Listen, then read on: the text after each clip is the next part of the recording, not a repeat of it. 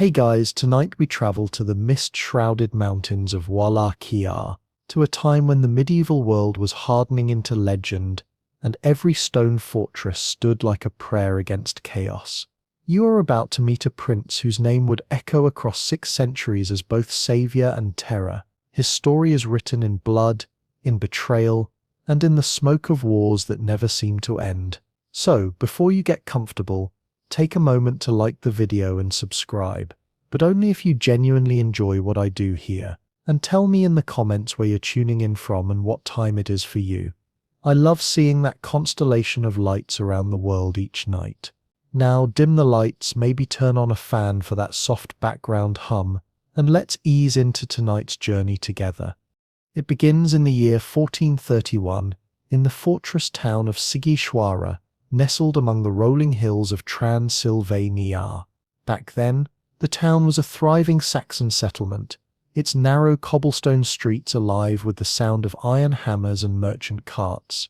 From the clock tower above the marketplace, a bell marked the hours, its echoes travelling down to the small houses built of stone and plaster. Inside one of those homes, beneath the symbol of a coiled dragon carved into the lintel, a child was born, who would grow to embody both the hopes and the horrors of his time. His name was Vlad, the third of his line, the son of a man called Vlad Dracula, the Dragon. His father had earned that title years earlier as a member of the Order of the Dragon, a knightly brotherhood founded by the Holy Roman Emperor Sigismund to defend Christian Europe against the advancing Ottoman Empire. The dragon was both a symbol and a curse. It promised honor and protection, but it demanded loyalty and blood. For the elder Vlad, the oath meant fighting not only Turks but also rivals within Wallachia itself, a land divided between loyalties, where nobles, called boyars, schemed endlessly, and every generation saw princes rise and fall like the seasons. For a moment, picture that small principality between the Carpathian Mountains and the Danube River, fertile, green, and always under siege. To the north lay Hungary, proud and powerful. To the south, the Ottomans expanding year after year into Europe. Wallachia was the narrow space between them, a fragile bridge, a line on a map that might vanish if its rulers faltered for even a season. Control of that land meant control of the trade routes that linked east and west. It meant money, influence, and power, but it also meant constant war. The boy who would one day be called Vlad Vlad the Impaler, grew up in this uneasy landscape. The walls of his father's residence in Sighisoara echoed with both the clang of armor and the whispers of diplomacy. Messengers arrived at all hours, bringing news of raids, treaties, betrayals.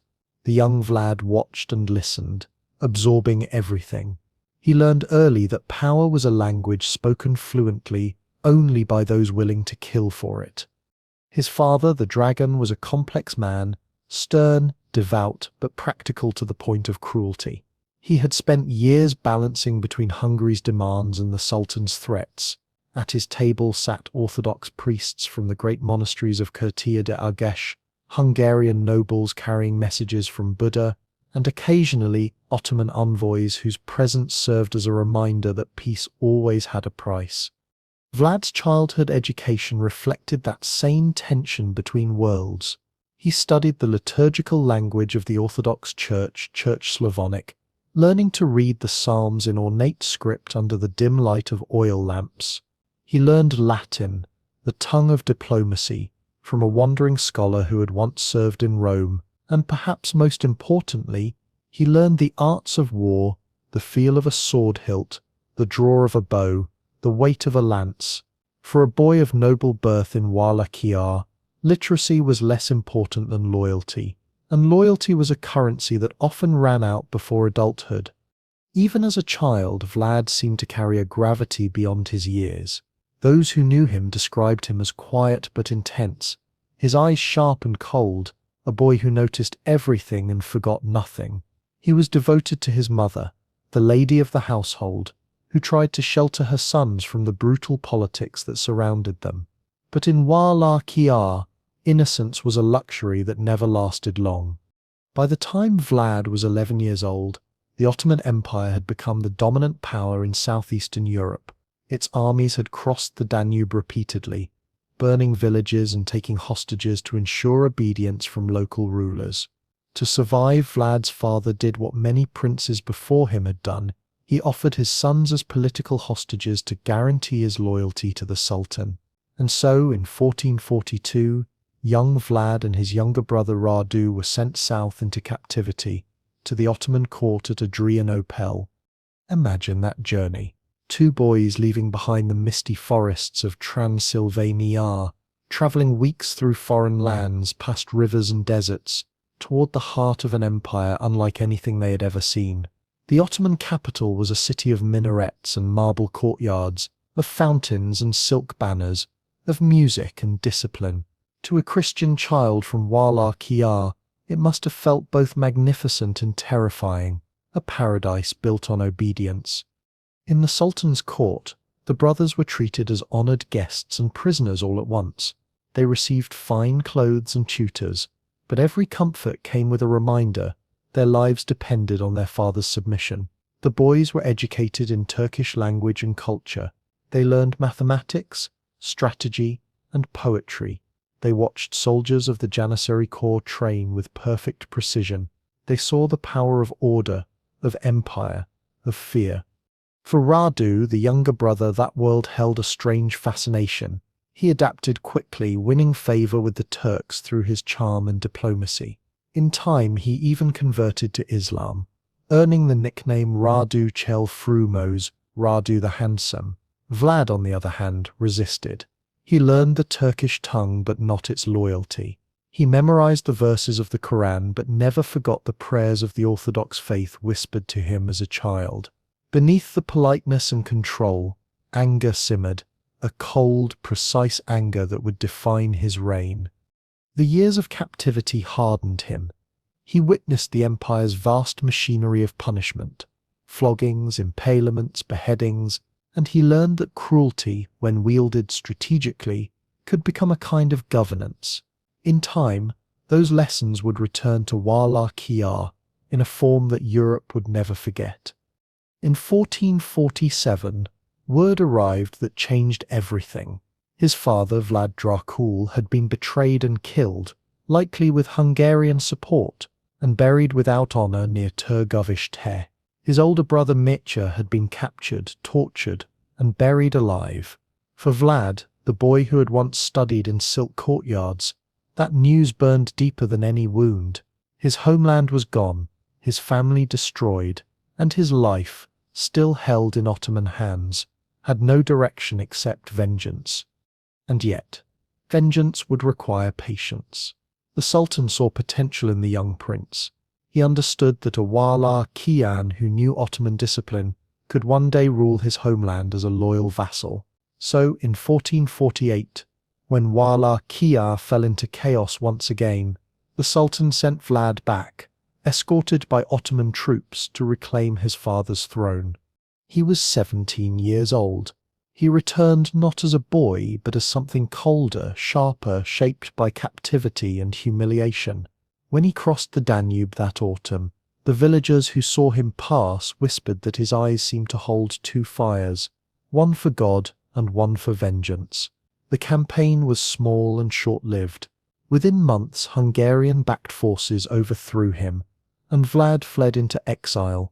But those few months on the throne had given him a taste of power, and power once tasted would never leave him again. He wandered for years afterward, through Moldova, through the courts of Transylvania and Hungary, learning from generals, nobles, and spies. He studied how kingdoms rose and fell, how fear could keep men loyal when love could not. By the time he returned to Wallachia for his second reign, he was no longer a child of Sigishwara. He was the dragon's heir in every sense, ready to carve his name into history, with fire, iron, and the stake. When you imagine the Wallachia that Vlad returned to in the year 1456, picture not a kingdom but a scar, a landscape torn apart by decades of war and betrayal.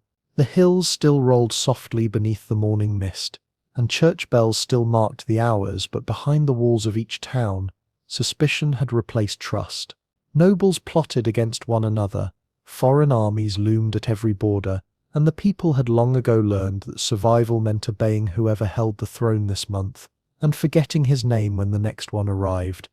For nearly a century, Wallachia had been a prize fought over by Hungary to the north, and the Ottoman Empire to the south. Each power demanded loyalty, each demanded tribute, and each installed princes who promised obedience but delivered rebellion. When Vlad Tepes, now a hardened young man of 25, returned from exile to claim the throne for a second time, few believed he would last a year. They underestimated how deeply captivity had forged him. His years among the Ottomans had given him not only knowledge but discipline, the kind of control that came from constant fear. He had seen how an empire was held together not by affection but by structure and terror. He understood that mercy was interpreted as weakness, and that stability could only grow from the ashes of chaos. When he rode into the capital city of Turgovish-Teth that summer, the townspeople came out to watch in silence. The prince who had once been a hostage now carried himself like a man who feared nothing, not even death. The boyars, those powerful landowning nobles who had conspired in his father's murder, greeted him with their usual polished smiles and veiled threats. They had seen princes come and go. They expected this one to be no different, but within months they would learn otherwise. Vlad's first acts as ruler were calm, almost disarmingly so. He confirmed titles, held meetings, sent friendly letters to neighboring lords. It seemed for a moment as though he might be a moderate ruler. Then came Easter of 1457. The nobles of Wallachia gathered at the prince's invitation for a grand feast at Turgovish-Teth, a gesture of goodwill, they thought, an attempt to reconcile after years of bloodshed. The tables were heavy with roasted meats and wine, the great hall filled with laughter and the flicker of torchlight. But beneath the music and the clinking of goblets, there was a tension like the drawing of a bowstring. As the night deepened, Vlad gave a signal. Guards burst into the hall. Within seconds the doors were barred and the laughter stopped. The prince stood and surveyed the faces before him. Men who had betrayed his father, sold their loyalty to Hungary, or sent bribes to the Ottomans. His voice was quiet when he spoke, almost weary. He reminded them of their crimes, one by one, and when he finished, he gave a single command. Some were executed on the spot, others were marched out at dawn, and forced to begin a death march toward the ruins of Poenari Castle, high in the mountains. The old, the young, even women and servants, all were driven until they collapsed. Those who survived were made to rebuild the fortress that would become Vlad's stronghold. Few returned alive. The castle rose stone by stone, built from sweat, fear, and vengeance. When it was complete, it stood like a wound above the Argesh River, a fortress that watched and remembered. This brutal purge served more than revenge. It was a political rebirth. Within weeks the message was clear. Wallachia had one ruler, and his will was law. The surviving boyars swore loyalty anew, their trembling hands pressed to their chests as the bodies of their former peers rotted on the stakes outside the city walls. For the common people, this terror brought something unexpected: peace. For the first time in years, roads were safe, thieves vanished, merchants began to travel without fear, and villagers could leave their doors unbarred. Vlad's justice was swift and absolute. A man who stole even a handful of grain could expect to be impaled, the punishment for crimes of every scale. Foreign travelers marveled that a golden cup could be left unattended by a well and remain untouched for weeks. To them, Wallachia seemed a land of madness, ruled by fear, but orderly to the last heartbeat. That fear was precisely what Vlad intended. He had learned in the Ottoman court that an empire could be managed through consistency of terror. A ruler who punished every offense, no matter how small, was respected even by his enemies. Vlad turned punishment into a spectacle, one meant to be remembered. The method of impalement itself was a gruesome science. Victims were mounted on long stakes sharpened and oiled so that death would come slowly, sometimes over hours, even days. He ordered these stakes arranged not randomly but with dreadful geometry, rising like forests around towns, along roads, and beside the Danube where foreign merchants would see them as warnings. In one famous instance, when a group of Ottoman envoys came to Turgovishte to demand tribute, they refused to remove their turbans in his presence, citing custom. Vlad, smiling, told them he admired their devotion to their faith, and ordered the turbans nailed to their heads so they would never be tempted to remove them again. The message was simple. Wala Kiyar would not bow to the Sultan or to anyone else. At court, his reforms were equally ruthless. He replaced corrupt officials with loyal soldiers, standardized taxes, and introduced new systems of accounting that allowed him to control every coin collected in his realm. The laws were harsh but consistent. Every man knew where he stood. Vlad believed that justice, like fear, must be visible to be effective. He personally attended trials, handing down sentences with chilling calm. To some he appeared as a tyrant, to others a saint who finally restored order to a land devoured by anarchy. Foreign envoys began to write home about this strange ruler who combined savagery with efficiency. In the chronicles of the time, he is described as pale, dark-haired, with sharp features and eyes that seemed always to calculate. He rarely laughed. He spoke slowly, as if measuring the weight of each word, and he worked endlessly. While other princes drank and hunted, Vlad inspected fortresses, audited tax ledgers, and visited border outposts. He governed as if his life depended on it, which, in Wallachia, it always did. The people, for all their fear, began to respect him. When travelers complained of his cruelty, peasants would shrug and say, "At least under the Impaler we sleep in peace." To them, his reign was a strange sort of mercy, a time when they could harvest their crops without fear of bandits or armies. Even neighboring rulers, for all their disgust, recognized that Wallachia had become stable, disciplined, and rich. But stability is a luxury that never lasts long on the frontier of empires. To the north, Hungary watched with uneasy admiration. King Matthias Corvinus saw in Vlad both an ally and a potential threat, a man too strong, too independent. To the south, the Ottomans grew restless. Tribute had stopped, their ambassadors had been humiliated, and reports of impaled soldiers along the border began to reach the Sultan himself.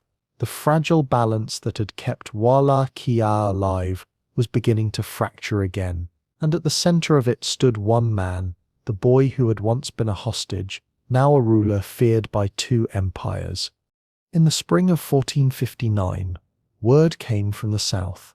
Sultan Mehmed II, conqueror of Constantinople, had sent an ultimatum: Wallachia must resume its tribute and acknowledge Ottoman suzerainty or face annihilation.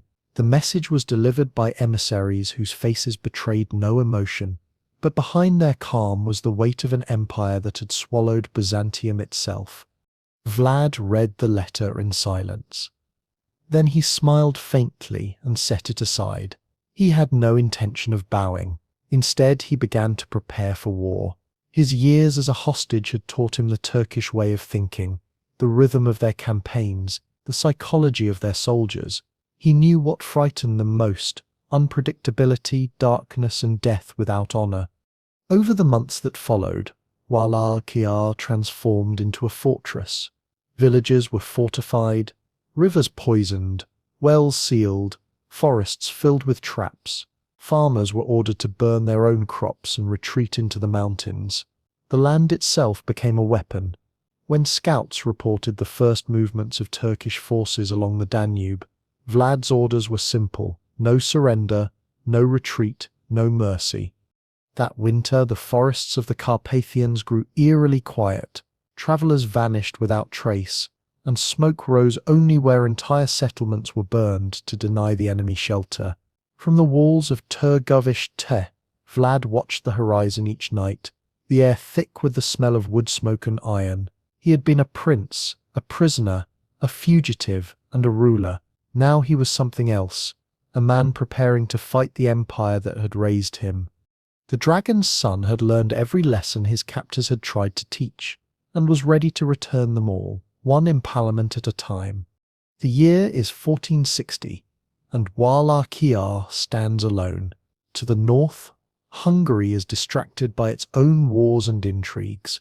To the south, the Ottoman Empire gathers its legions, vast as a tide, waiting for the command to cross the Danube. Between them lies a principality smaller than a province, ruled by a man whose name now travels like a rumor of fire. Vlad the son of the dragon, has refused tribute, killed the Sultan's envoys, and declared independence not with words but with executions. The winter snows melt into rivers, carrying messages of war.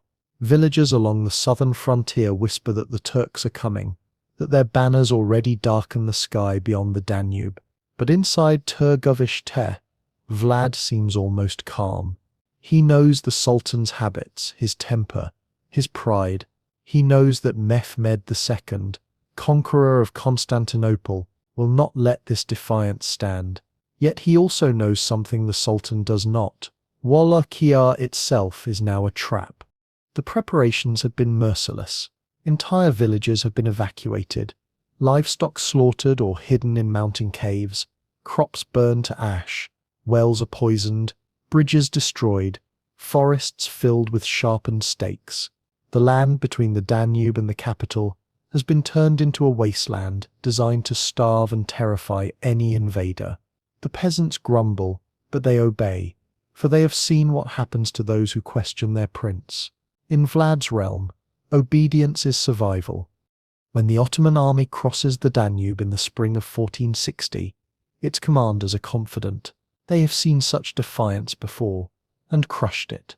The Sultan's generals, veterans of countless campaigns, believe this will be no different. A brief march, a few sieges, and another rebel prince replaced by a loyal puppet. They bring with them more than 60,000 men, cavalry and infantry, siege engineers and slaves. The air is thick with dust and prayer. But what they find in Wallachia is not the soft resistance of other provinces. Their scouts vanish. Their supply wagons are ambushed by invisible foes. Every night, the forests echo with strange sounds, horns, shouts, the cries of animals. When the soldiers wake, they find their comrades missing, their bodies impaled along the road they had just travelled. The message is unmistakable. Every step forward will cost blood. Vlad's strategy is one of shadows. He avoids open battle, instead sending small detachments to harass, burn, and vanish. His men strike at night, using the forests like living walls. They know the terrain, the rivers, the secret paths that twist through the mountains. For every Turk who enters Wallachia, 3 never return. The Sultan's soldiers begin to whisper that the land itself is cursed, that its forests breathe death. And then comes the night attack. It happens in June when the Ottoman army, exhausted and starving, sets up camp near the town of Târgoviște. The Sultan's tent stands at the center, surrounded by thousands of men asleep or drunk on fatigue. Vlad knows their routines. He knows when the guards change, how the sentries rotate, even how the Sultan arranges his tents, lessons learned long ago in captivity. On the night of June 17th, under a moon half shrouded by cloud, the prince leads his men silently into the Turkish camp. He wears black armor, his face covered by a hood, his horse wrapped in cloth to muffle its steps. The air is thick with the scent of smoke and damp grass. As they move closer, they can hear the rhythmic breathing of an army asleep. Then Vlad gives the signal. The silence shatters. Torches flare, arrows cut through the night. Swords flash in the firelight. The Wallachian soldiers crash into the camp like a thunderstorm made of steel. Their target is not the army. It is the Sultan himself. Vlad has sworn to kill Mehmed with his own hands, to end the empire that once enslaved him. For 3 hours, chaos reigns. The Ottoman lines collapse as fires spread from tent to tent. Horses scream, men stumble out of sleep into death. The Sultan narrowly escapes, protected by his bodyguards who fight their way through the confusion. When dawn comes, the camp is a field of smoke and blood. Thousands of Turks lie dead, their tents burned, their supplies scattered. The survivors speak in whispers of the ghostly figure who led the attack, a prince who moved like a shadow and vanished like smoke. Mehmed himself, humiliated but alive, orders his army to retreat. The great Ottoman invasion of Wallachia has failed. Vlad returns to his fortress at Poenari and surveys the aftermath. The victory is staggering, not just military but psychological. The man once held hostage by the Sultan has struck fear into the heart of the empire. Across Europe, letters are written in awe. In Rome, Pope Pius II praises Vlad as the defender of Christendom. In Hungary, King Mátyás Corvinus sends congratulations, and perhaps a trace of unease. The Impaler has become more powerful than anyone expected. But even in triumph, Wallachia bleeds. The scorched earth policy that saved the realm has also destroyed it. Fields lie blackened, villages empty, rivers choked with corpses. Famine follows victory like a shadow. The peasants whisper prayers to saints but fear their prince more than the devil himself.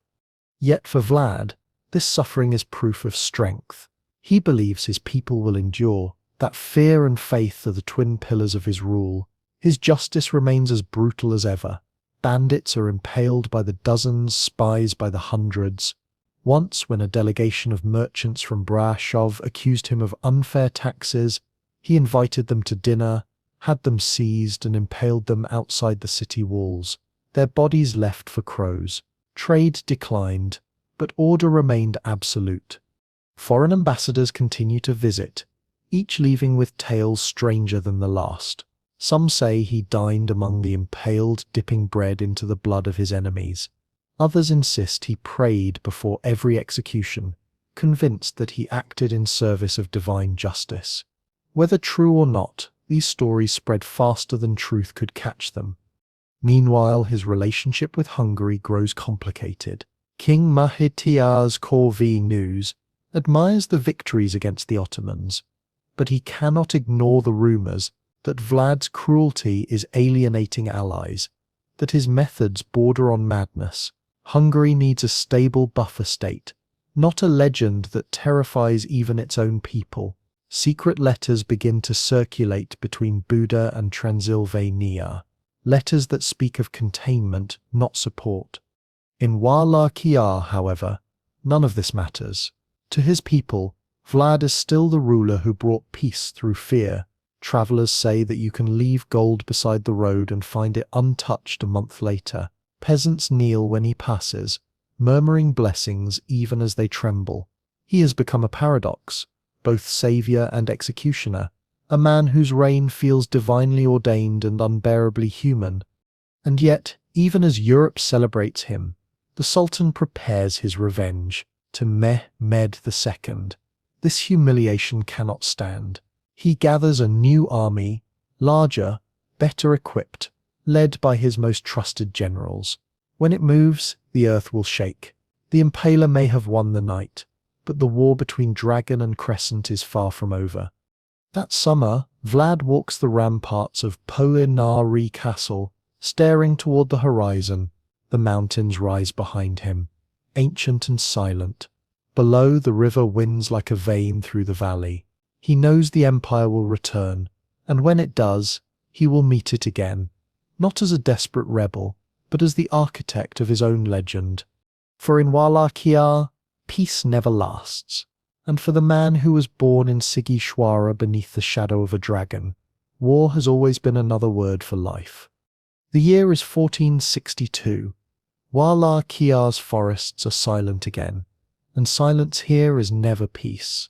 Somewhere beyond the Danube, Sultan Mehmed II is gathering his armies. This time he will not underestimate the prince who humiliated him.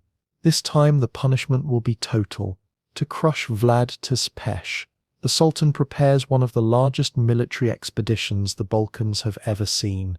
The empire that conquered Constantinople will now turn its full might on a principality smaller than one of its provinces.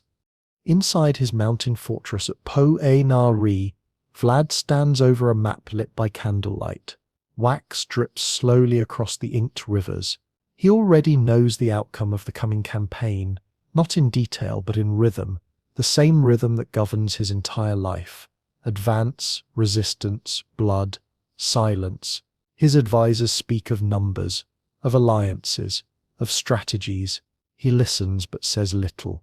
He knows that no one will come to his aid this time. Hungary is distracted by its own wars. Moldova is cautious, and the Pope's promises of crusade are little more than wind in parchment. Wallachia stands alone again. When the first scouts bring news that the Sultan has crossed the Danube with more than 100,000 men, Vlad does not panic. He has been expecting it for months. Instead, he issues orders, not for battle, but for destruction. Every village in the path of the Turks is to be abandoned, every crop burned, every well poisoned, every barn emptied. The people are to retreat into the forests and mountains, leaving nothing for the invaders to eat or steal.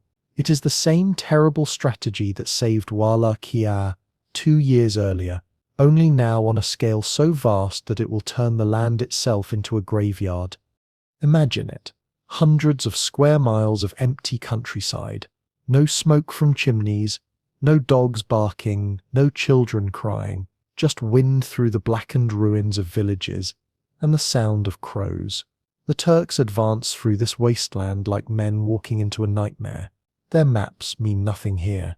The rivers shift, the paths vanish under the ashes of burned forests. Soldiers begin to disappear in the night. Scouts, cooks, sentries. The survivors whisper that the Impaler's men move like wolves, unseen until it's too late.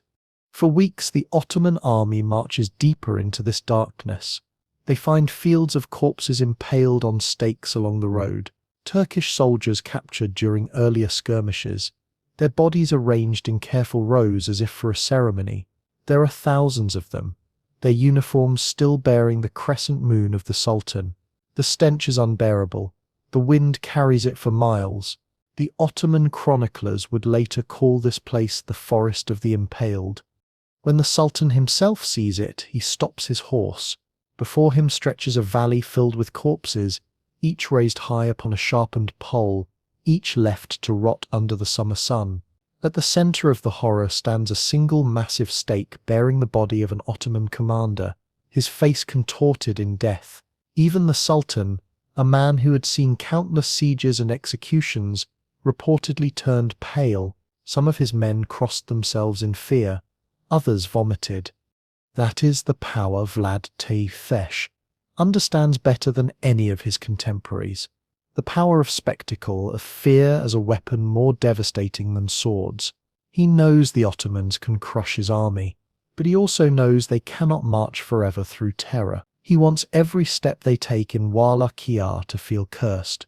The campaign that follows becomes a battle of endurance, not conquest. Turkish soldiers fall to starvation, disease, and exhaustion. Their supplies dwindle as their morale collapses. The Wallachians strike in small groups, ambushing supply lines, setting fires, vanishing into forests. It is guerrilla warfare in an age before the word existed. A kind of organized chaos that plays directly into Vlad's strength.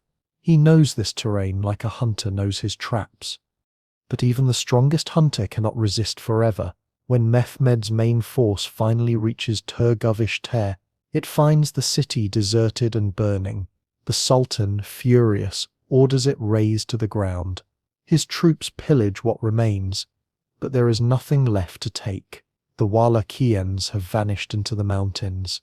In the dead of night, Vlad strikes again.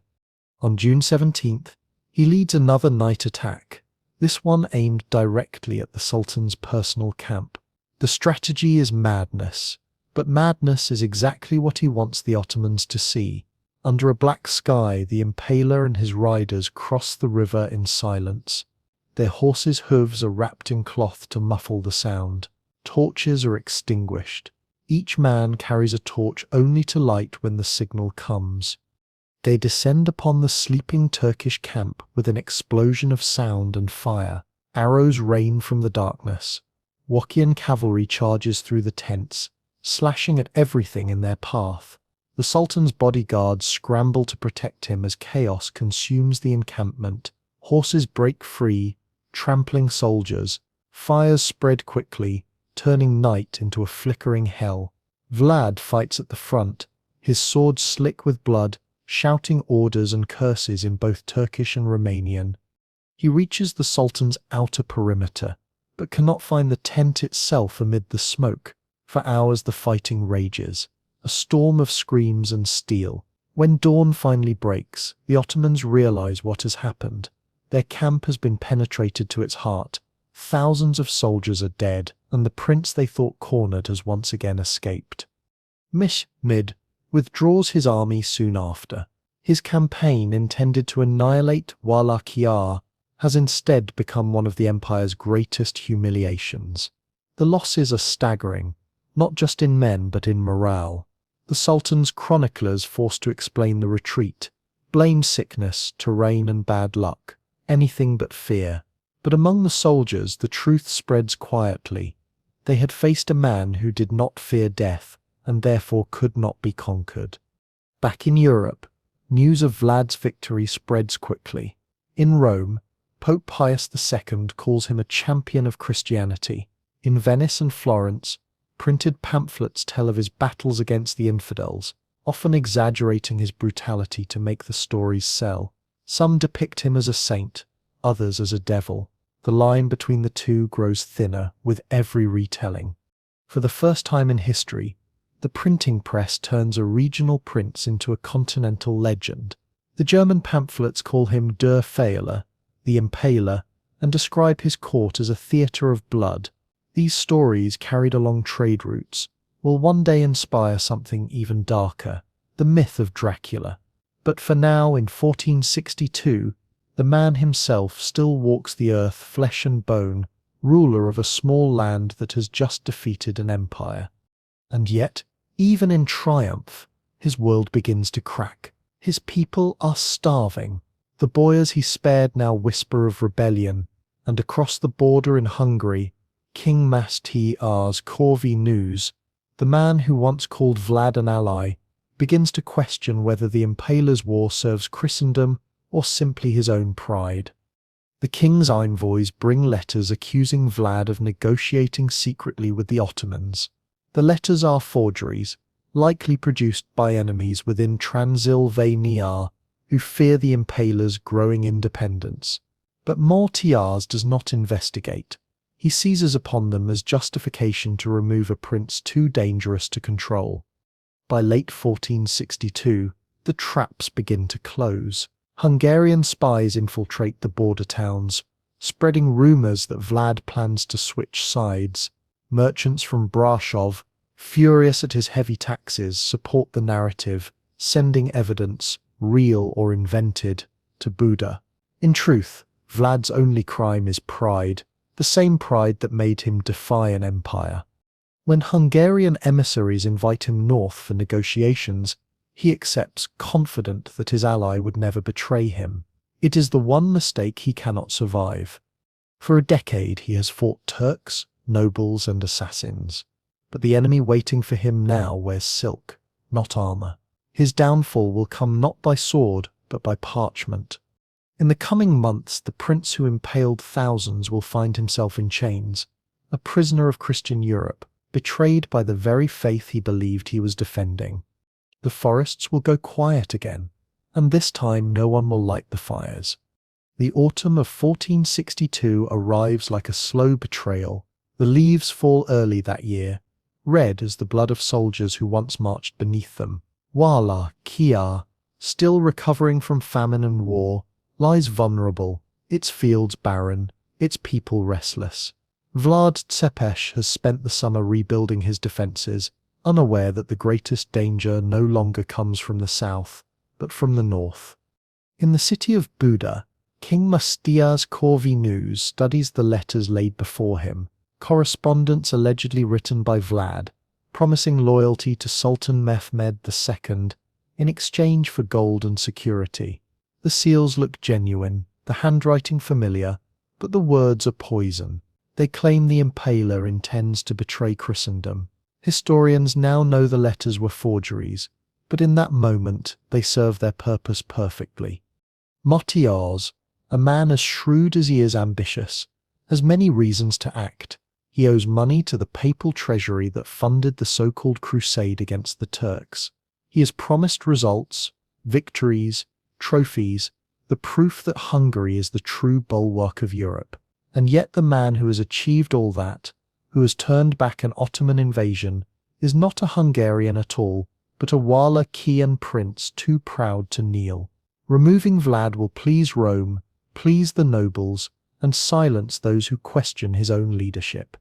So, in late November, when Vlad rides north to meet with the king's envoys, believing he is entering an ally's court, he is instead seized and arrested. His attendants are slaughtered on the road. The prince who once impaled thousands of enemies now finds himself bound in chains, surrounded by men who do not even dare meet his eyes. The journey to Hungary is slow, each mile filled with the humiliation of captivity, a cruel echo of the boyhood years spent as a hostage in the Ottoman Empire. When the wagons reach Buda, the king greets him with formal coldness. No trial is held, none is needed. The forged letters are displayed as evidence, and the verdict is silence. Vlad is thrown into a cell beneath the fortress, damp, narrow, lit only by the flickering of a single torch. The man who once ruled through terror now becomes a ghost, swallowed by the darkness of another man's dungeon. For years his name fades from Europe's headlines. Chroniclers move on to new wars, new princes, new scandals. Wallachia falls into chaos again, ruled first by Radu Chel Frumos, Radu the Handsome, who governs as an Ottoman vassal, his charm and diplomacy a mirror image of his brother's ferocity. Under Radu, the land becomes calm but submissive. Tribute flows south again. The people survive, but they whisper that something vital has been lost. The forests that once echoed with battle now seem heavy with waiting. Meanwhile, in Hungary, Vlad languishes. Accounts from his imprisonment differ wildly. Some say he was kept in comfort, allowed to walk in the castle gardens and even hunt occasionally. Others claim he was chained in darkness for over a decade, left to rot among rats and straw. The truth is likely somewhere between. Long stretches of isolation interrupted by brief glimpses of daylight. What is certain is that captivity changes him. There are reports that he kept small birds and mice in his cell, feeding them crumbs and taming them, then, in moments of rage, impaling them on sticks.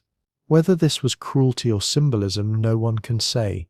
Perhaps it was his way of remembering who he was, of refusing to let the world forget the language of fear he once spoke so fluently. Outside the prison walls, Europe changes. The Ottoman Empire expands further into the Balkans. Constantinople, now Istanbul, becomes the beating heart of a new age. Printing presses in Germany churn out tales of the Impaler's reign, some depicting him as a monstrous sadist, others as a misunderstood hero. These pamphlets, often illustrated with woodcuts of impalement scenes, spread faster than truth itself. In them, Vlad becomes myth. The details of his life blur into legend, a process that will continue for centuries. Back in Wallachia, Radu's rule weakens. The Ottomans grow impatient with his failures, and Hungarian agents begin stirring rebellion. The land returns to its natural state, fractured, contested, bleeding, and somewhere beneath the stone vaults of Buda, the Impaler waits. By 1474, the political landscape shifts again. King Martiaz faces increasing pressure from the Ottomans and from his own nobles. He needs allies, strong ones, men who can defend the borderlands without draining his treasury. And so, in a turn as cynical as it is pragmatic, he releases the very man he once imprisoned. Vlad Tepes is free again. Older now, his beard streaked with grey, his hands scarred, his eyes darker than ever. He has spent 12 years in captivity, and yet the moment he steps into the cold air, he is once again the Prince of Wallachia in his own mind. His release comes with conditions.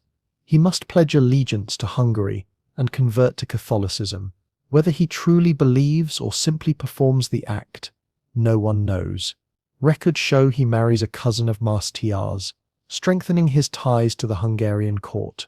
For a while he lives quietly in Transylvania, rebuilding his alliances, waiting for a chance to reclaim his throne. That chance arrives sooner than expected. In 1476, Radu the Handsome dies under uncertain circumstances. Some say poison, others disease. The throne of Wallachia is empty again, and chaos follows. The boyars, ever opportunistic, divide into factions. The Ottomans install one candidate, Hungary supports another. In this confusion, Vlad sees his opportunity. Backed by Hungarian troops and his own loyalists, he crosses the Carpathians once more, descending into the land of his birth like a returning storm. The campaign is swift and brutal. Town after town falls, not through sieges but through sheer terror. Old supporters rally to his banner, while enemies flee into exile. By the end of the year, he is once again ruler of Wallachia for the third time. The people greet him with fear, but also relief. After decades of uncertainty, at least they know what kind of ruler they have. But something in Vlad has changed. The years in chains have hollowed him. He is no longer the fiery prince of old, but a colder, more fatal figure. His reign is short, only a few months, yet filled with the same ruthless efficiency that defined his earlier rule. He executes spies, restores order, and strengthens the borders. His goal is no longer glory, but survival. The Ottomans, furious at his return, march north again. Their forces, commanded by experienced generals, are larger than anything Wallachia can resist. Vlad knows this, yet refuses to flee. Somewhere near the town of Bucharest, his army meets the invaders in a final battle. The details are uncertain. Some say he was ambushed, others that he charged recklessly into the fray. What is certain is that he falls in combat, surrounded by his enemies, his body hacked to pieces. When the Ottomans find his head, they send it to Sultan Mehmed II as proof of victory. It is said the Sultan ordered it to be displayed on a spike above the gates of Constantinople, so that all might see the end of the man who had once defied him. There, the legend of Vlad Tepes, Vlad the Impaler, ends in flesh and begins in myth. In Wallachia, his body is buried, according to some accounts, at the monastery of Snagov, an island church north of Bucharest. When archaeologists opened the tomb centuries later, they found it empty. Whether the remains were moved, stolen, or never there at all, no one knows. Even in death, the Impaler refuses to be found. And so the land that birthed him, Sigi Shwara, Turgovish, Te, Po-A-Na-Ri, keeps his secrets in stone and mist. The peasants still tell stories of his return, of ghostly riders seen at twilight, of a prince who could not rest while his land still bled. The myth continues because the truth is too strange to end. He was not a vampire, not a demon, not an immortal creature of the night. He was something rarer, a man so consumed by the need for order that he became the embodiment of fear itself. And that perhaps is why his legend still breathes. Centuries have passed since the head of Vlad Tepes was displayed above the gates of Constantinople, yet the shadow of the Impaler never truly left the soil of Wallachia. The peasants continued to whisper his name long after the empires that feared him had crumbled into dust. Even in the quiet centuries that followed, his legend moved like a ghost through the forests, across rivers, and into the crumbling monasteries that still bore his sigil, the dragon and the cross entwined. To understand why, you have to see Wallachia not as a battlefield, but as a wound that never healed, one that bled stories instead of blood.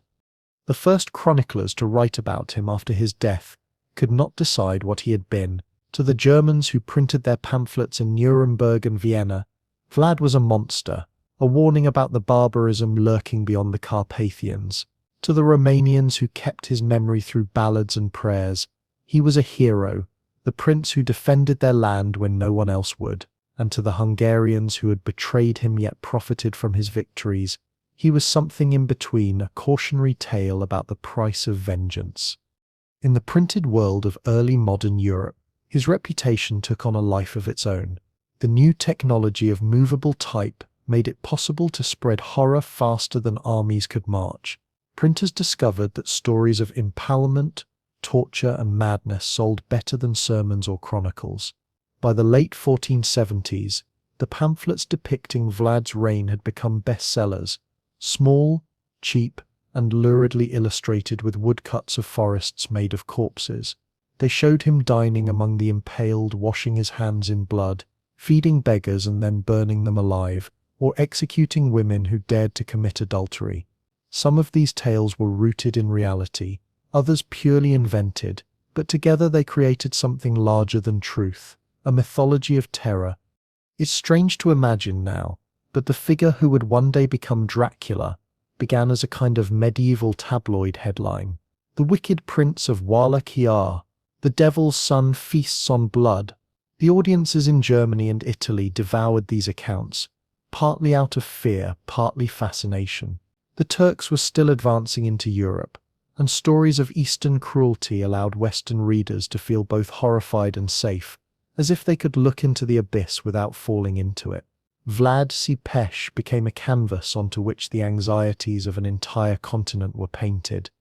Meanwhile, in the Balkans, the oral traditions kept a different kind of story alive.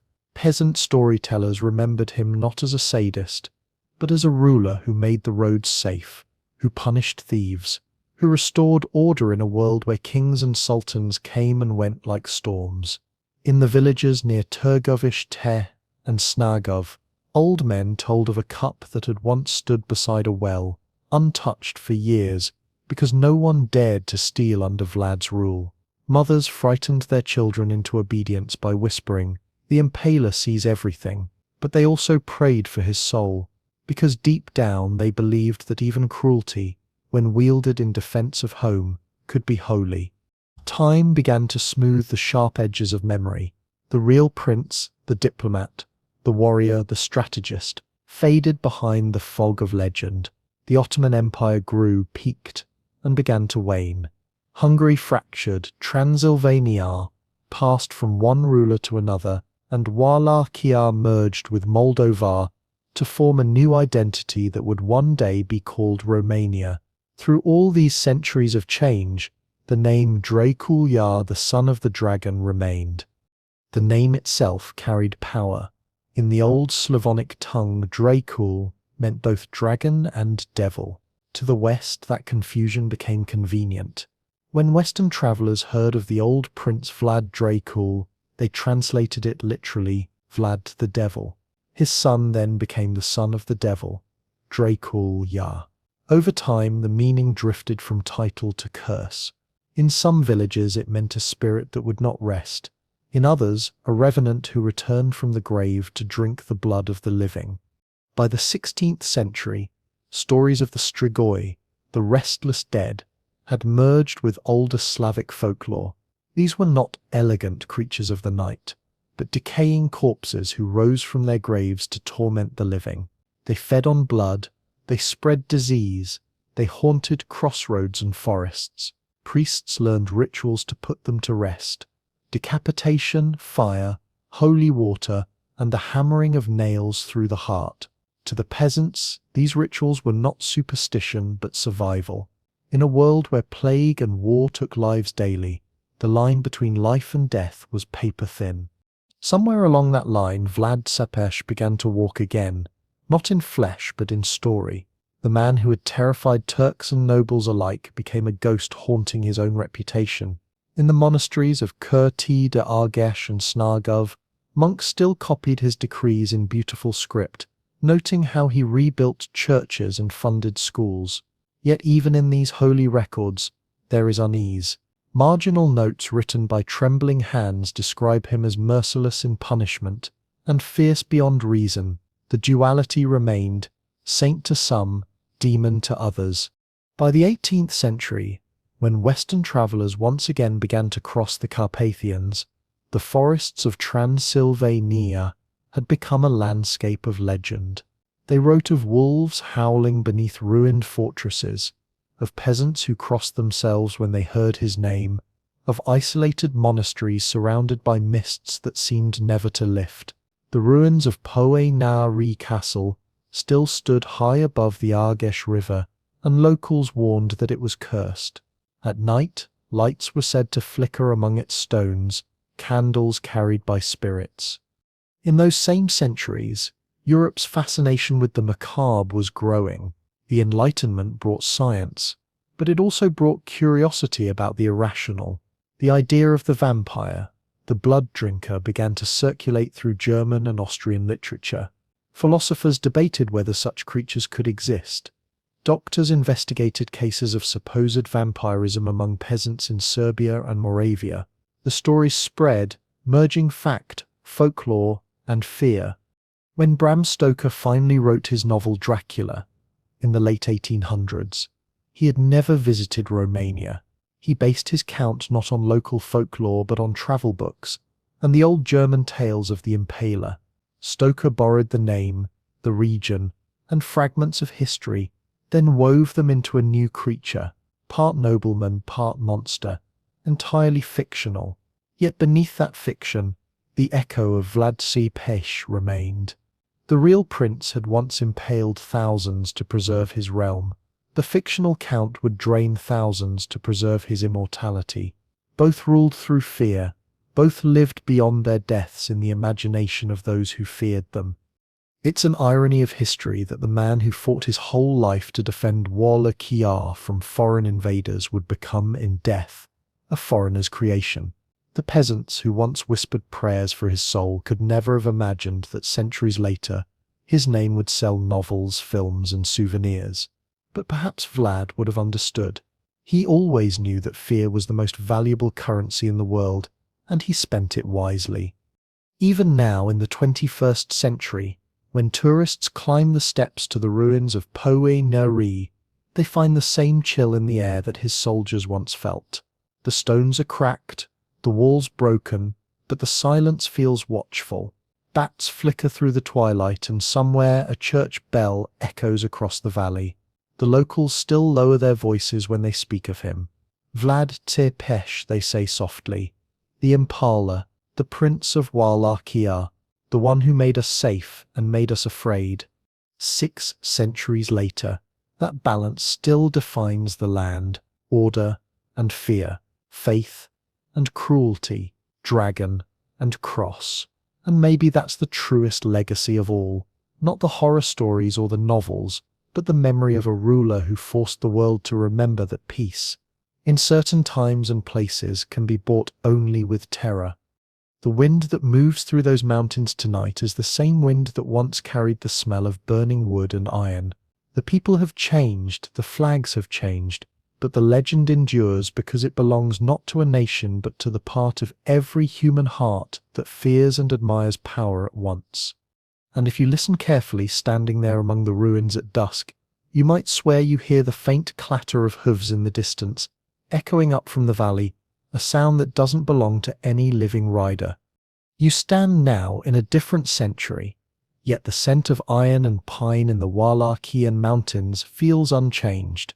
The land remembers more than paper ever could. The valleys still hold the bones of soldiers. The streams still whisper through ruins that once echoed with the cries of war. The story of Vlad the Impaler has passed from history into myth, but even myths have roots, and those roots go deep into the soil that fed them. To understand him fully, you have to look beneath the legend, to the man behind the impaler, the prince beneath the dragon. For all the horror he inspired, Vlad was also a ruler of remarkable discipline. Chronicles written by monks and diplomats alike describe him as tireless, calculating, and deeply devout. His letters, those rare few that survived, are written in a precise hand, the ink often thick and deliberate as if pressed into the parchment by force. In them, he speaks of justice, order, and faith. He condemns greed and corruption. He demands accountability from his boyars, many of whom had grown rich through betrayal.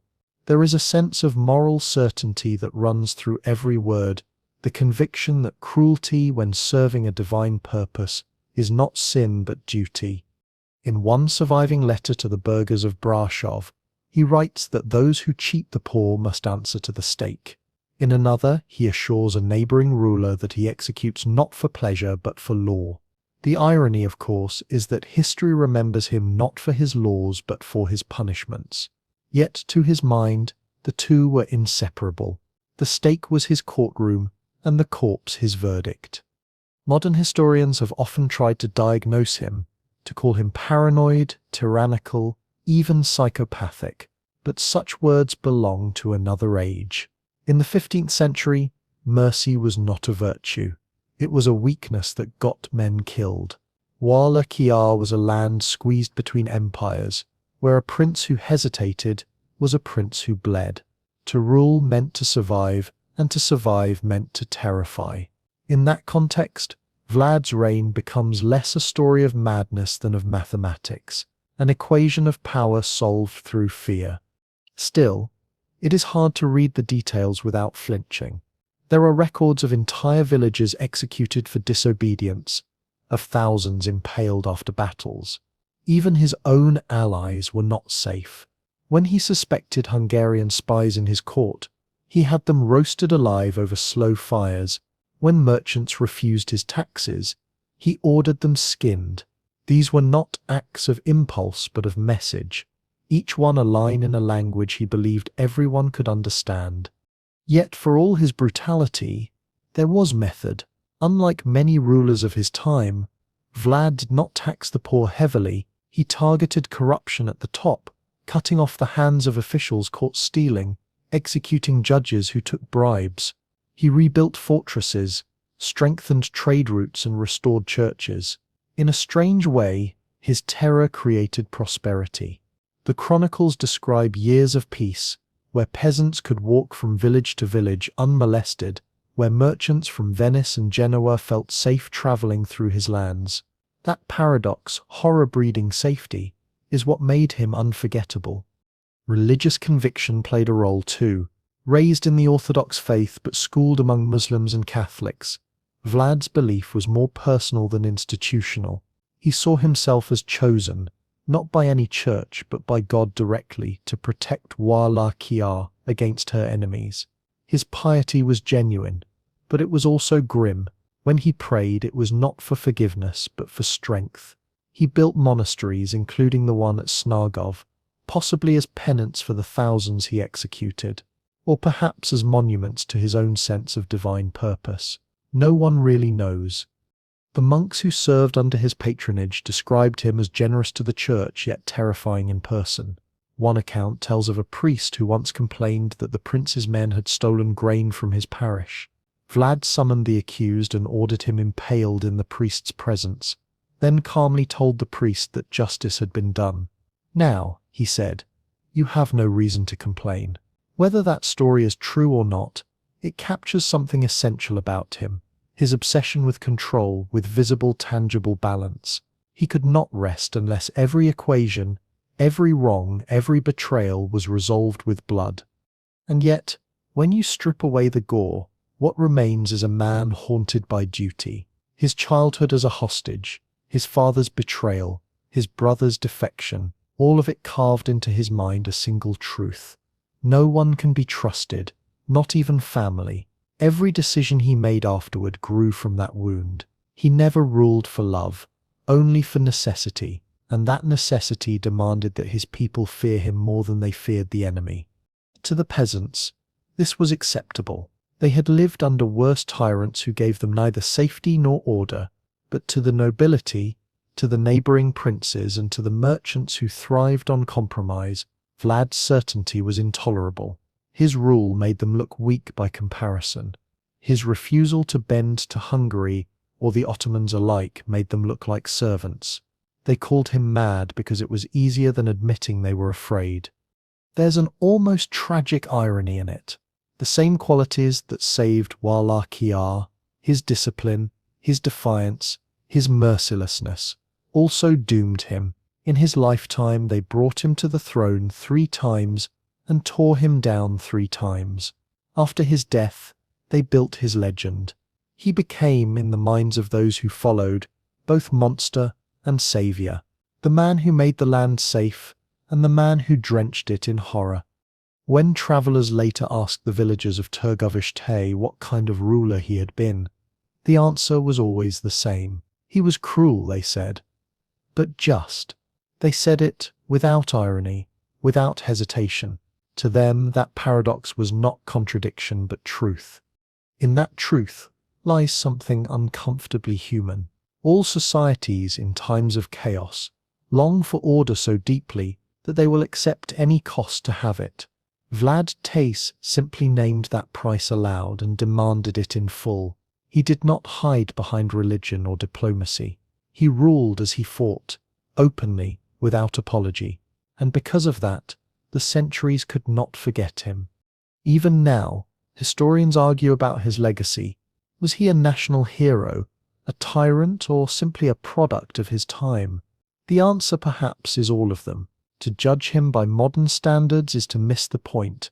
He did not live in a world of laws and treaties, but in one where survival was the only morality.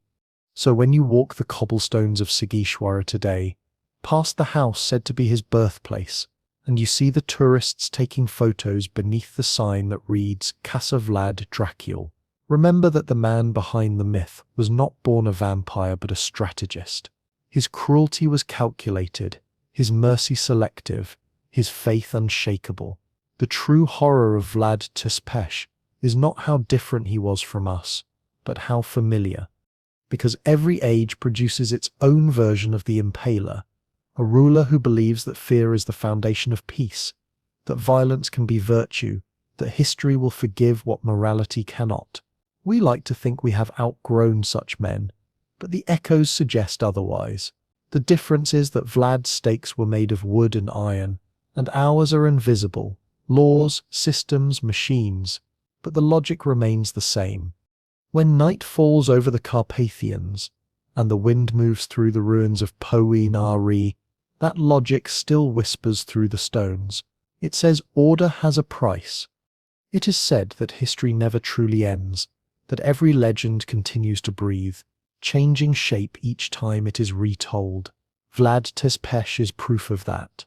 His story didn't die with his body, it merely shifted, first whispered in monasteries, then inked into chronicles, and finally reborn through the voice of superstition and fear. Each century gave him a new mask, but the eyes beneath remained the same, watching, calculating, waiting for memory to turn into myth. When the Ottoman chroniclers wrote about him, they described a madman, a ruler possessed by demons. Their stories were filled with horror, but also with a strange, reluctant respect. They called him a man who fought as if the world itself depended on his victory. In their eyes, Vlad was not a monster but a nightmare made real, the embodiment of resistance, of a Christian prince who refused to kneel before the Sultan. They hated him, but they also feared that one day another like him would rise. The Hungarian records written from courts draped in velvet and hypocrisy are colder. They paint him as an ungrateful vassal, a barbarian who turned against his betters. The same king who had once imprisoned him, Mastias Corvinus, ordered official histories that reduced Vlad to a cautionary tale. In those pages he became a mad tyrant who lost God's favor, a man destroyed not by betrayal but by his own cruelty. It was propaganda, but effective. Europe prefers its villains clear-cut. It's easier to condemn a monster than to reckon with the truth that he might have been right. And then there were the German pamphlets, the ones that gave us the Dracula we think we know. Those thin, cheaply printed booklets, sold at markets and fairs, spread faster than sermons. They told stories that blurred history and fantasy, until even scholars could no longer tell where truth ended and terror began. In them, Vlad dined among impaled corpses, wiped his mouth with the entrails of the dead, and laughed as his enemies screamed. He became a creature of appetite, not strategy. The pamphlets rarely mentioned Wallachhia's wars or his defense against the Turks. They didn't care about context. What mattered was spectacle, blood, cruelty, and the idea of a man who enjoyed what others feared. You can almost see those pamphlets in the candlelit stalls of Nuremberg or Leipzig, printed on rough paper, smudged with ink, illustrated with crude woodcuts showing rows of stakes and a dark figure seated at the center. People bought them not because they believed every word, but because they wanted to feel that thrill of horror from a safe distance. They could shudder, gasp, and then go back to their clean European streets, comforted by the illusion that such savagery existed far away in some haunted land beyond the mountains. Meanwhile, in that haunted land, the stories being told were entirely different. In the villages along the Argesh River, old men told their grandchildren that Vlad the Impaler was watching them from heaven, that he would return if Wallachia ever fell into chaos again. They swore that during storms, lightning struck twice upon his supposed grave, because even the sky knew where he slept. In the monasteries, monks prayed for his soul, uncertain whether it was in heaven or hell, and in the dark hours of winter, peasants left bread and wine on their doorsteps, whispering that it was not for ghosts but for the prince himself, who sometimes rode unseen through the snow, checking that his land was still safe.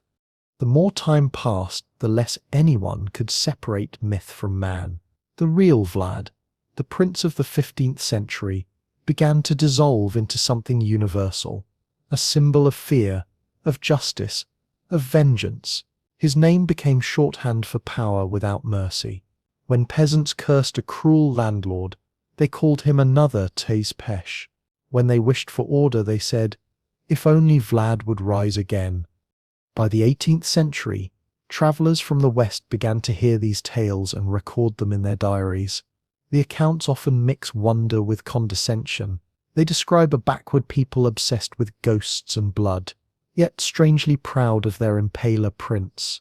One French visitor wrote that the locals spoke of Vlad as if of a saint, and that they kept images of him beside icons of the Virgin Mary. Another claimed that Wallachhia's shepherds feared his return not because he would harm them, but because he would demand obedience once more. To them, peace without discipline was worse than death. It's easy to forget that these people were the descendants of those who had lived under him. Generations shaped by the memory of safety bought with terror. They had inherited not just his legend, but his logic. They understood that in a world ruled by empires, freedom was fragile, and sometimes the only defense was a man willing to be feared. That philosophy didn't die with Vlad. It echoed through every ruler who followed, in princes who claimed his bloodline, in voivodes who styled themselves protectors of the realm, and later in nationalists who invoked his name as a symbol of strength. By the 19th century, when Romania began to imagine itself as a modern nation, Vlad the Impaler re-emerged not as a monster, but as a patriot. Poets wrote of him as a defender of the people, an early martyr of independence. Painters portrayed him not impaling enemies, but standing noble against the rising sun. Statues appeared, sermons praised him, and schoolbooks called him a hero. It's remarkable how the same name could mean so many things, devil to one age, saint to another. It tells you less about Vlad than about humanity itself. We shape our villains and heroes from the same clay, depending on what we need from them. In times of fear, we need monsters. In times of weakness, we need saviors. But somewhere beneath those shifting layers of legend, the real man still waits, not a vampire, not a saint, but a prince who learned too young that the world rewards cruelty more reliably than kindness. The Ottoman chroniclers called him cursed, the Hungarian diplomats called him insane, the German printers called him damned, and yet, in his own words preserved in letters and decrees, he calls himself nothing but Vlad, by the grace of God, ruler of Wallachia. No theatrics, no boasts, just a man fulfilling what he believed was his duty. And perhaps that is what unsettles us most. Monsters are easy to condemn because they are not like us. But Vlad was. He prayed, he loved his country, he feared betrayal. He believed in order, in justice, in divine purpose. He just believed those things so absolutely that he no longer recognized the line between salvation and damnation. He crossed it willingly, not for power but for permanence.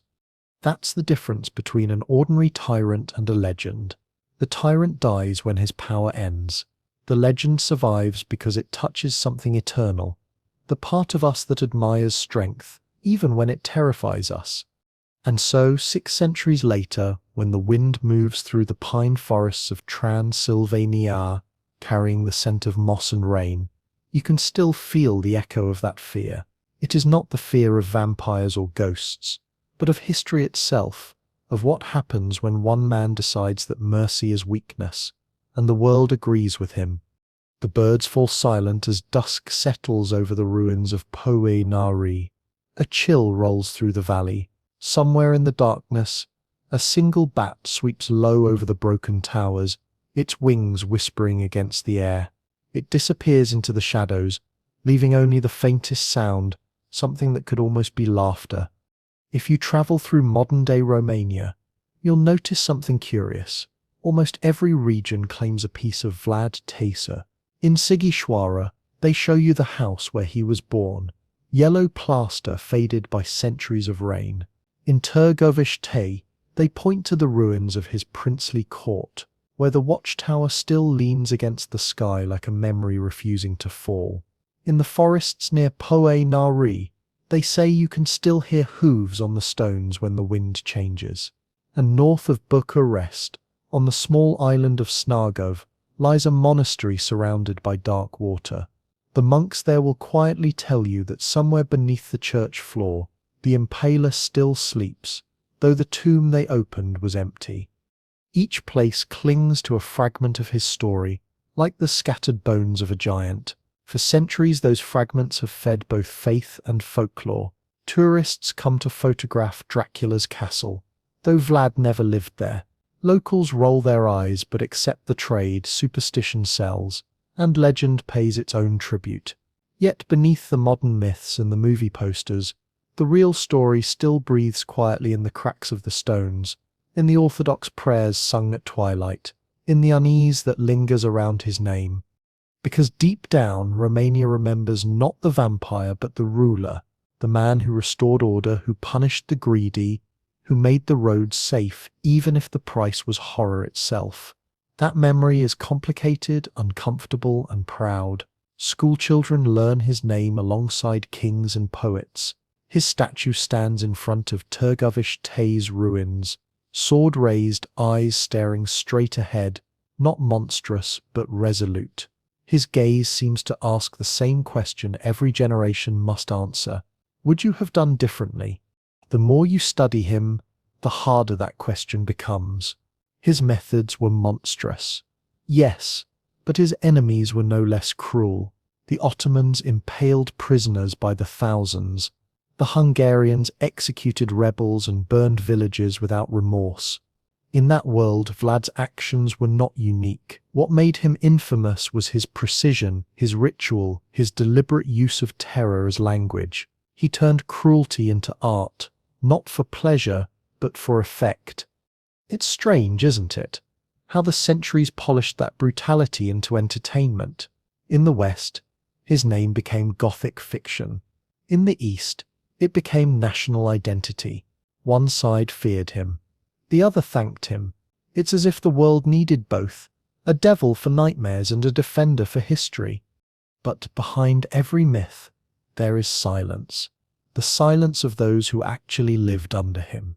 We have no letters from peasants, no diaries from the soldiers who watched the impalements, only official chronicles and rumors written by men far from the smell of blood.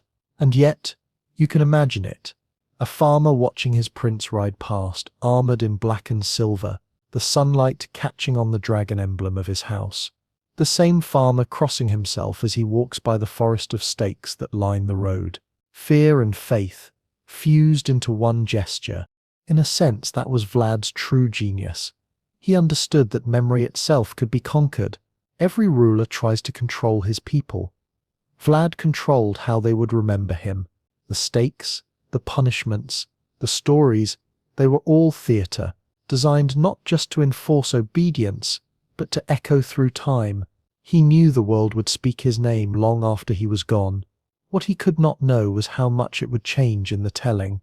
When the Enlightenment arrived in Europe, scholars began to reinterpret him. They no longer saw him as a demon, but as a symbol of resistance. Historians in the 19th century, building the idea of a Romanian nation, wrote that Vlad's impalements were acts of patriotic justice, exaggerated by foreign enemies. Painters portrayed him as a stoic, tragic figure, framed by mountains and banners. Poets turned his story into verse, and soon a new Vlad appeared, not the Impaler but the Protector. By the time Bram Stoker stumbled upon his name in dusty chronicles, the transformation was already complete.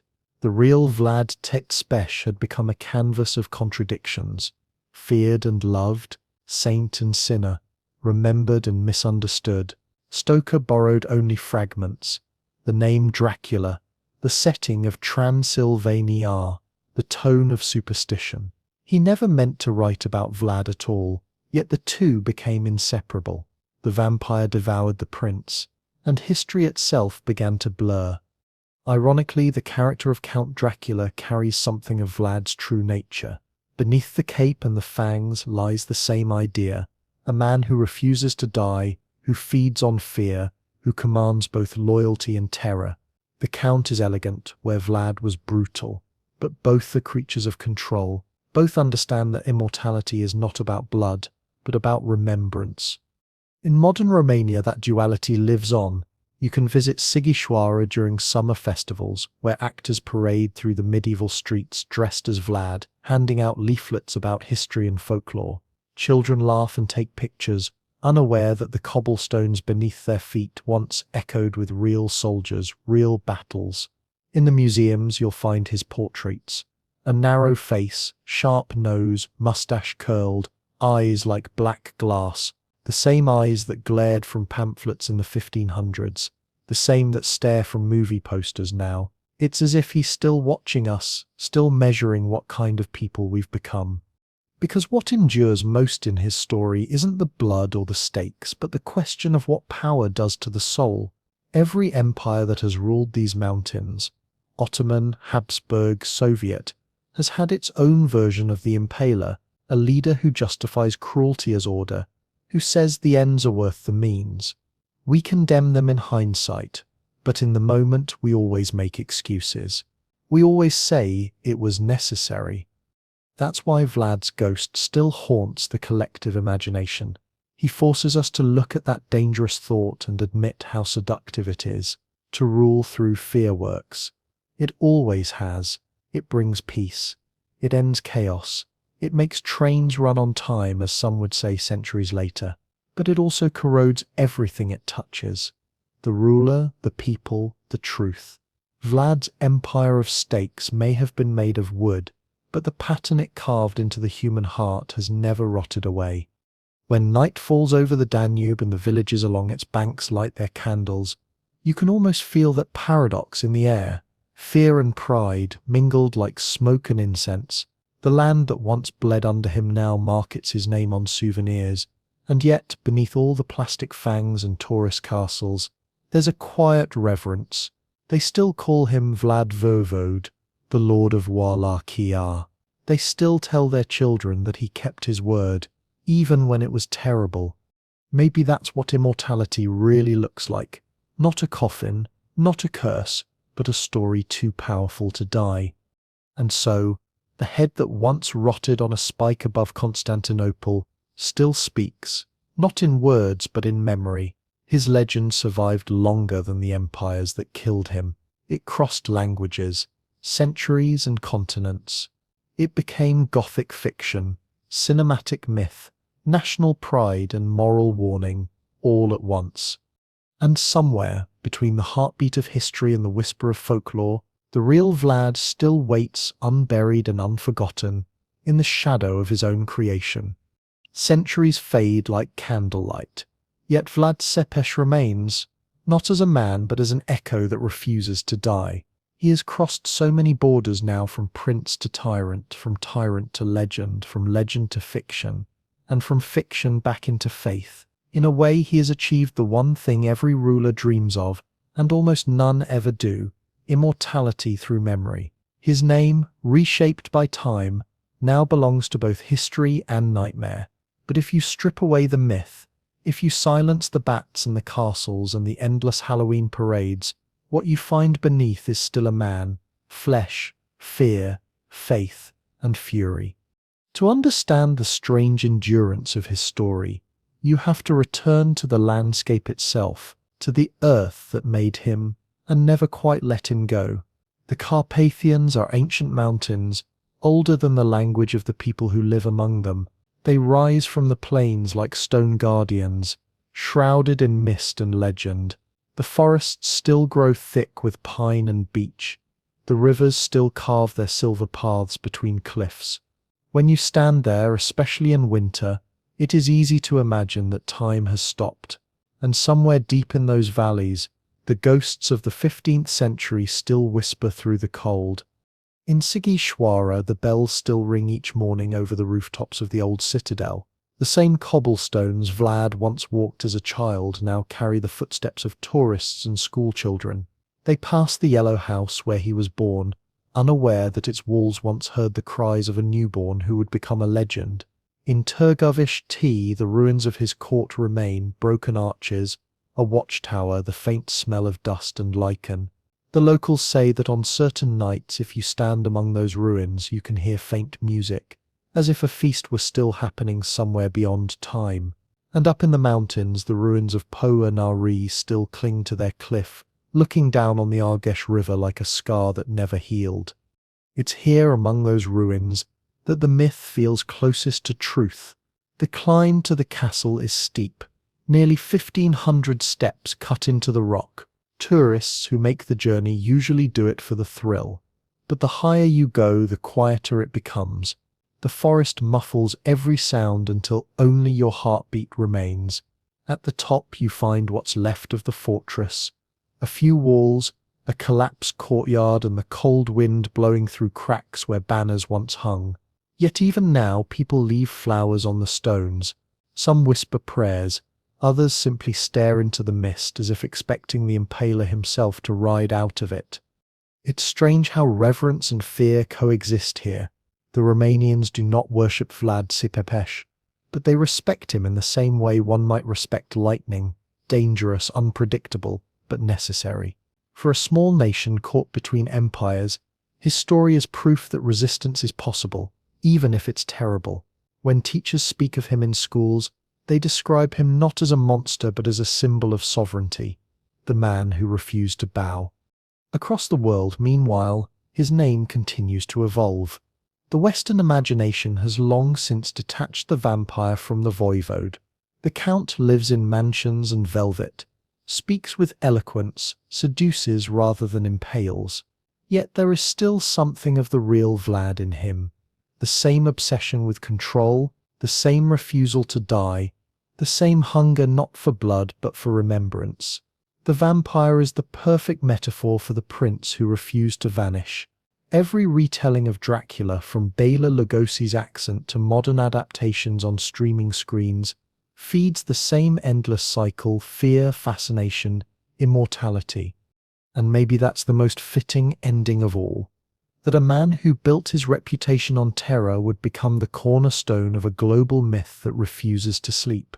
Every time someone whispers the word Dracula, somewhere the soil of Wallachia stirs. The dragon's son breathes again. But the historical Vlad, the one who lived and ruled, deserves a quieter ending than the Count ever received.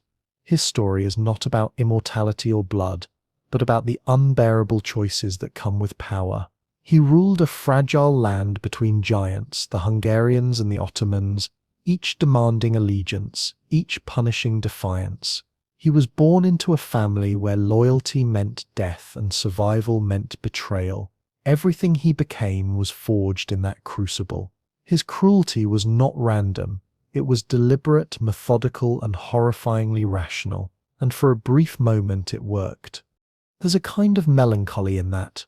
Imagine believing so completely that fear is the only way to keep your world from falling apart, and then being proven right. That's why his story lingers. It's not just the violence that fascinates us, it's the logic behind it, the haunting idea that maybe peace and compassion aren't always enough. It's an idea as dangerous as it is seductive, which is why we keep returning to it again and again. Every empire that has risen since Vlad's time has learned some version of his lesson. You can rule through fear for a while, maybe even a lifetime, but fear is not loyalty and terror leaves no heirs. When he died, Wallachia returned to chaos. His enemies rejoiced, his allies scattered, and yet his legend remained untouchable. The body rotted, but the name endured, and in that endurance he won the only victory that truly lasts. Tonight, as you listen to this story, maybe you can picture him one last time, standing on the battlements of Poe-na-Ri, wind in his dark hair, the valley below thick with fog. The sun sets red behind the mountains, and the shadows stretch long across the forest. Somewhere below, a wolf howls, and the prince does not flinch. He has seen too much to fear the dark. He turns, walks back into the fortress and closes the door. The candlelight flickers once, then vanishes. And maybe that's how he wanted to be remembered. Not as a monster or a martyr, but as a man who looked into the heart of terror and saw order staring back. Now, as the echoes of his story fade, let the noise of history quiet around you. The fires have burned out, the horses have gone still, and the voices that once shouted his name are only wind in the pine trees. You can almost smell the smoke still, faint, distant, like something remembered from another lifetime. The stones of Wallachia sleep now, softened by moss and rain. The river Argesh keeps flowing beneath the ruins of Poe-na-Ri, carrying with it everything the centuries couldn't hold. You breathe in, slowly. The fear and fascination that surrounded his life begin to dissolve into something gentler, a recognition that all power fades, that even legends are built from fragile flesh. Vlad Tepes was many things: tyrant, protector, prisoner, legend, but above all, he was human. His story is not one of monsters, but of choices, and the echoes of those choices, the stakes and the prayers, the loyalty and betrayal, still linger wherever people seek order in chaos. Somewhere, far off, a bell rings. The same kind that once marked the hours in Sigishwara. You imagine it echoing through fog, rolling down the valleys, past the ruins and over the fields. It sounds like both warning and forgiveness. Maybe in some way that's what his story has always been. A warning about what happens when justice forgets mercy, and mercy forgets courage. The mountains grow still again. The candlelight softens. The air cools. The last trace of the impaler fades into the dark, leaving only silence, the kind that belongs to endings. Sweet dreams.